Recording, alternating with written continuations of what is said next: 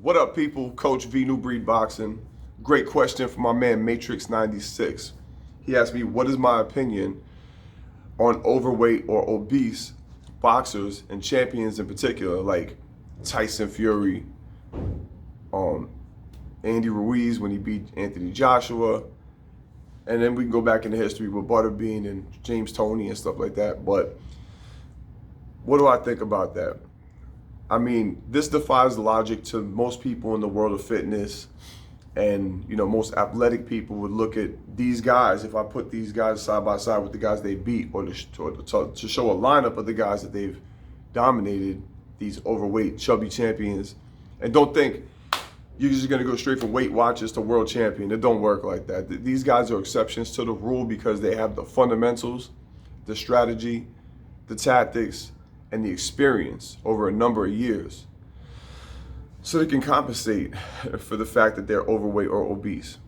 Honestly, to keep it a thousand with you, I think that if they were in better shape, they would be able to perform better. They would throw more punches. So whatever skill set they already have would just be amplified to their benefit. So, I mean, I got to laugh. I saw an interview with Tyson Fury where he said to call him an athlete would be a disgrace. And then he took off his shirt and started shaking his muffin top around.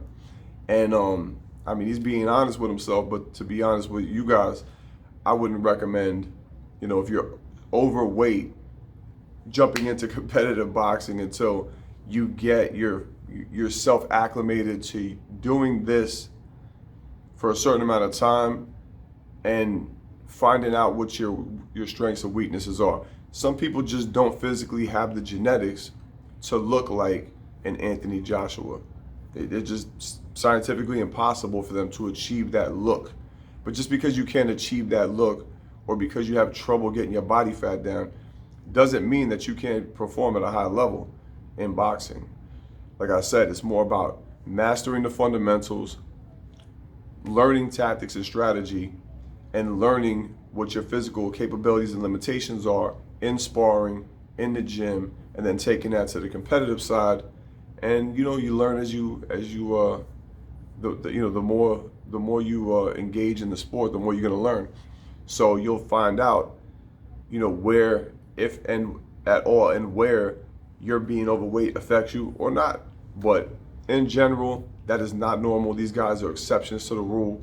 And if I was training them, I would do my best to get their body fat as low as I could without killing them.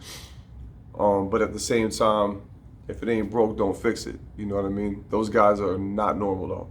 So again, don't think you're just gonna go straight from, being on the couch, overeating and being out of shape to, the Golden Gloves or any kind of competition, because that's not gonna work out for you. I can guarantee you.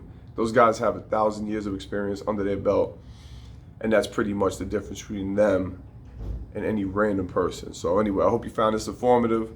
Like, subscribe, comment, share. I got a few prospects already locked in, but I got a few spots left for that special that I'm doing for my first 10 online students. So DM me at coach.v_ and hit that notification bell so we know you're out there. Till the next time, we out. Out.